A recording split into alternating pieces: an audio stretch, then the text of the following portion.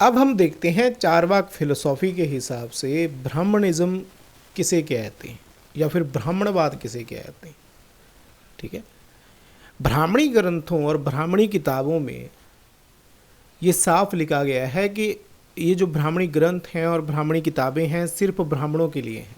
ठीक है, अब चारवाक के हिसाब से हम देख रहे हैं कि ब्राह्मणवाद किसे कहते हैं। दूसरे किसी का इन किताबों से कोई लेना देना नहीं है। जातिवाद की लड़ाई शुरू ही वहाँ से होती है जब दूसरे लोग एक इंसान दूसरे की किताब पढ़ता है। यहाँ से एक की किताब दूसरे ने पढ़ी, वहीं से उसने सवाल उठाने शुरू किए।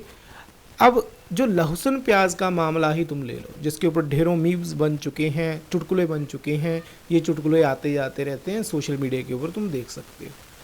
जिस शब्दी जंग को ज़्यादातर लोग जातिवाद की लड़ाई बना देते हैं, वो असल में शब्दों के अर्थों और उन अर्थों को अपने नाम के पीछे लगा लेने के बाद के सम्मान की लड़ाई है, रिस्पेक्ट की लड़ाई है। लोग चाहते हैं कि उनके नाम के पीछे जो सरनेम है उसे इज्जत मिलनी चाहिए। जब लोग कुछ नहीं कर पाते तो वो अपनी नाकामयाबी का सारा ठीकरा जातिवाद या किसी भी उल्टी सीधी सीधी चीज़ के ऊपर निकाल देते हैं। पहले नशे नशे में दर्जनों बच्चे पैदा करते हैं और जब उनको पालने में असहाय हो जाते हैं तब उनके पास जो चीज़ बचती है वो या तो बहाने होते हैं या फिर गालियाँ होती हैं। क्यों? अच्छा, तुमने एक शब्द सुना होगा, कॉमन सेंस। ये अकेला ऐसा शब्द है जिसे बहुत सारे लोग जिससे चिढ़ते हैं। कॉमन सेंस क्या चीज़ है? कॉमन सेंस आपको क्या सिखाता है? Non violence. तुम जरा किसी ब्राह्मण को ब्राह्मण कह के देखो आज के ज़माने में, अगर वो सच में ब्राह्मण हुआ तो उसे उस शब्द के ऊपर गुस्सा आएगा। तुम चाहे किसी भी जाति के इंसान को लगा लो, तुम उसको उसकी जाति के नाम से पुकारो तो उसे गुस्सा आता है, क्योंकि ज़्यादातर लोग जातिवाद भेदभाव को नहीं मान रहे होते। लेकिन कुछ ओवर स्मार्ट और शरारती लोग उनको ट्रॉल कर करके मजाक उड़ा उड़ा के इस चीज़ के ऊपर मजबूर कर देते हैं। गांव में ये चीज़ बहुत होती है, लोग एक दूसरे को जातिवाद के नाम से पुकारते हैं, जातियों के नाम से पुकारते हैं, ताकि वो अपनी जाति के नाम के ऊपर जलील होते होते थक जाएं, उकता जाएं। और साइकोलॉजिकल इफेक्ट इसका क्या होता है? जब कोई इंसान अपनी जाति के नाम के ऊपर जलील होते होते थक जाता है और आखिर में उसके झेलने की लिमिट क्रॉस हो जाती है, तुम देखोगे वो कई महीनों या सालों तक मौन व्रत रख लेता है, चुप हो जाता है या फिर गुम हो जाता है, दिखाई नहीं देता। लेकिन उसके बाद कुछ महीनों बाद अब जो उसका चेहरा तुम्हारे सामने आएगा वो वही होगा जो तुमने बोल बोल कर या फिर लोगों ने बोल बोल कर उसे बना दिया होता है।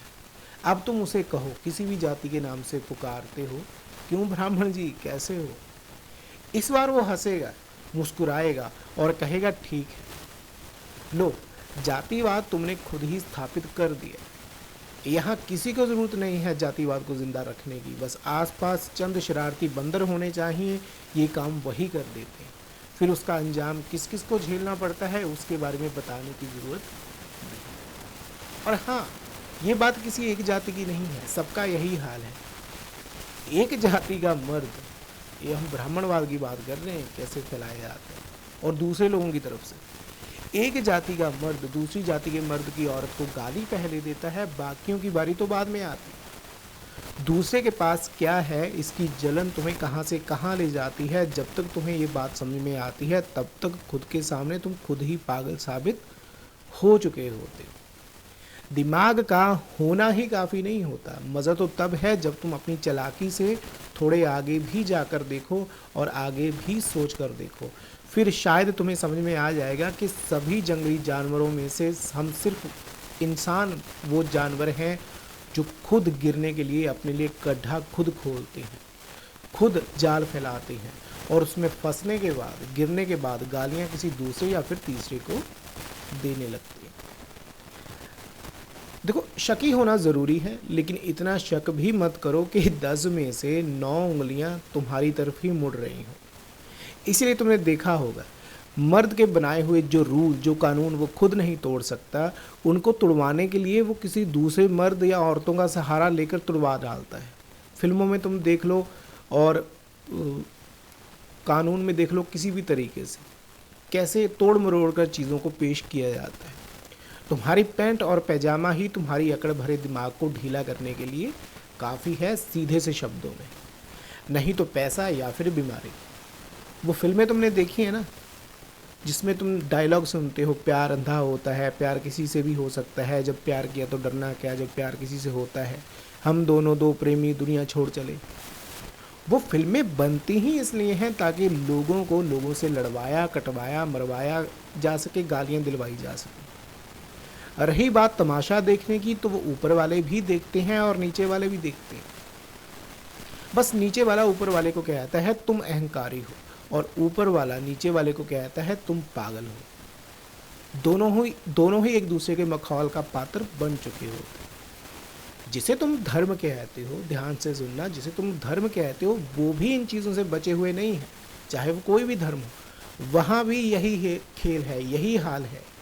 किताबों में कुछ लिखा हुआ है, उनको पढ़ने वाले चमचे खीर तुम्हें अपनी मर्जी की ही खिलाते हैं। और अगर तुम उनकी किताब के अर्थ उनके ही सामने निकालने शुरू कर दो, सही अर्थ निकालने शुरू कर दो, तो वो तुम्हारी बेइज्जती कर करके तुमसे वही अर्थ निकालने के ऊपर तुम्हें मजबूर कर देंगे जो वो चाहते हैं कि होने चाहिए। और भाई साहब वो नाम देते हैं मर्यादा का। जैसे देखो हमारे पंजाब में 5 दरिया कहे जाते हैं। छठा दरिया है नशे का, जो बह रहा है, और नशे की वजह से लोग क्या क्या बन रहे हैं। और उसी में से 7वां दरिया निकल रहा है, वो निकल कर आ गया है, वो है छक्कों का, जिसे अंग्रेज़ी में गे कहते हैं।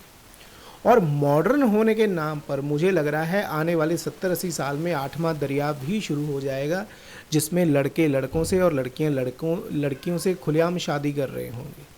तब सारे मर्द और औरत खड़े होकर इंतज़ार कर रहे होंगे तुम्हारे उस 11वें अवतार का, जिसे तुमने कल की नाम दिया हुआ है।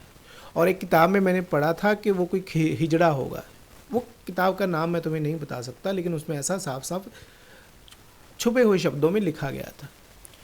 देखो ज्योतिष जिसे तुम कहते हो, ज्योतिष के हिसाब से आज के युग में राम का अर्थ होता है अमेरिका, जो कि पैसे और पावर के मामले में ब्राह्मण है।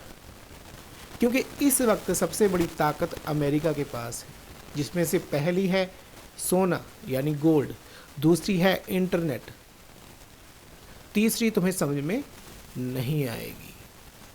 तो सबसे ज़्यादा जिन जिन देशों के पास सबसे ज़्यादा ताकत है, पैसा है, वही रूल्स बनाते हैं, वही स्क्रिप्ट लिखते हैं और फिर उसी के ऊपर खबरें बनती हैं और वो रूल्स पूरी दुनिया में छा जाते हैं, जिसे आजकल न्यू वर्ल्ड ऑर्डर के नाम से जाना जाता है। जैसे एस्ट्रोलॉजी की बात हमने यहाँ पर की, पहली ही राशि क्या बताई जाती है? एरिस, है ना। और वही है अमेरिका जो सबसे ऊपर है, सुपर पावर है। कई और छुपे हुए सिंबल हैं, उसके बारे में बाद में कभी हम बात कर लेंगे। तो चारवाक के हिसाब से थोड़ा जब तुम इस फिलोसॉफी को पढ़ते हो तो दिमाग का इस्तेमाल किया करो, तो तुम्हें ज़्यादा चीज़ें समझ में आएंगी। देखो चारवाक साइंटिफिक रिलीजन है, साइंटिफिक धर्म है, जो पूरी तरह विज्ञान की बात करता है। हालांकि विज्ञान में भी कई तरह के छलावे होते हैं, जैसे एलियन हो गए, बाहरी दुनिया हो गई, किसी और दुनिया से सिग्नल पकड़ने की बात हो गई, बाहरी दुनिया से एलियंस वगैरह हैं। जैसे देख लो जो लोग धर्म को नहीं मानते हैं ना, अब उनको भी तो छलावा चाहिए होता है, उनको भी तो वहम चाहिए होता है, उनको भी तो डरा कर रखना होता है, उनको भी तो उनके दिमाग में भी तो एक खांचा होता है ना वहम का।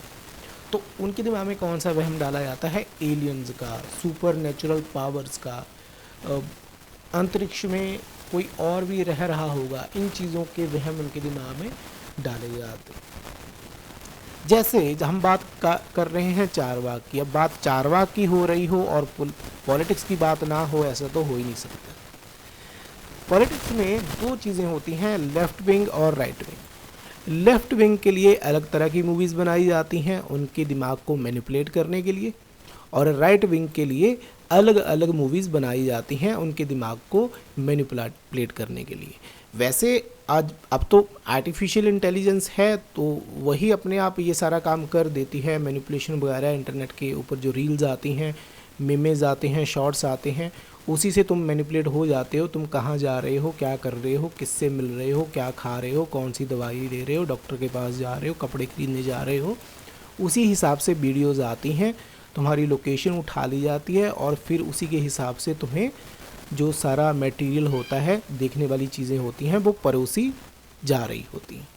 इसी को तो ब्राह्मणिज्म कहते हैं, मतलब सुपीरियर है, जो सबसे ऊपर कंट्रोल रखने वाले, उसी को तो तुम ब्राह्मण कहते हो। और क्या क्या होता है, वो चीज़ें नहीं होती जो तुम आम इंसानों के रूप में देखते हो कि वो जातिवादी है, ये ऐसा है वैसा है, नहीं। बड़े लेवल पर ब्राह्मणवाद या फिर ब्राह्मणिज्म का मतलब ही होता है जो सुपीरियर है। और आज के टाइम में जो बड़े देश हैं वो सब ब्राह्मण ही हैं, जिनके पास पैसे की ताकत है, सोने की ताकत है, मतलब गोल्ड है, इंटरनेट की ताकत है, जो दूसरों से अपना काम करवा सकते हैं, जिनके पास इतनी सुपर पावर है कि वो दूसरों को कर्जा दे सकते हैं, दूसरे देशों को, ठीक है। तो उसी को सुपर पावर कहते हैं, उसी को कंट्रोल कहते हैं। न्यू वर्ल्ड ऑर्डर तो सिर्फ एक नाम है, न्यू वर्ल्ड ऑर्डर तो कब का शुरू हो चुका है, ठीक है। अब तुम्हें वो चीज़ नई नई जब तुम सुनते हो तो तुम्हें लगता है कि पता नहीं न्यू वर्ल्ड ऑर्डर क्या है। न्यू वर्ल्ड ऑर्डर कोई ऐसा नहीं कि आने वाला है, न्यू वर्ल्ड ऑर्डर तो चल रहा है।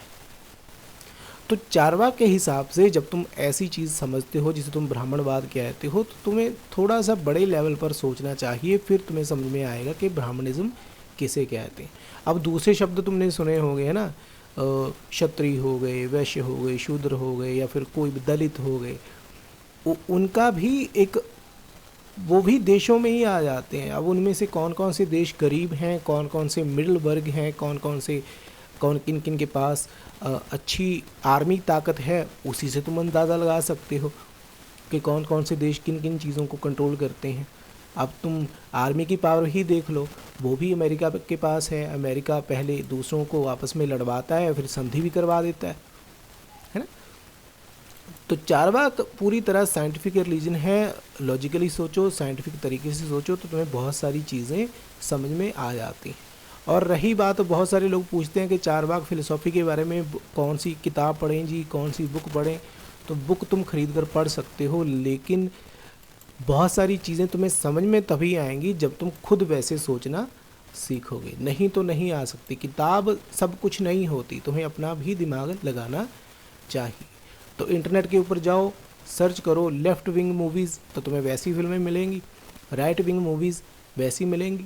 और जो लोग भविष्यवाणियों में विश्वास करते हैं उनके लिए द सिम्पसन सीरीज़ बनी हुई है, वैसी चीज़ें तुम्हें मिल जाएंगी, है ना। और भी कई सारी बातें हैं। तो चारवाक फिलोसॉफी में पहले हमने देखा है ब्राह्मणिज्म, उसके बाद आगे हम देखेंगे क्षत्रियवाद किसे कहते हैं।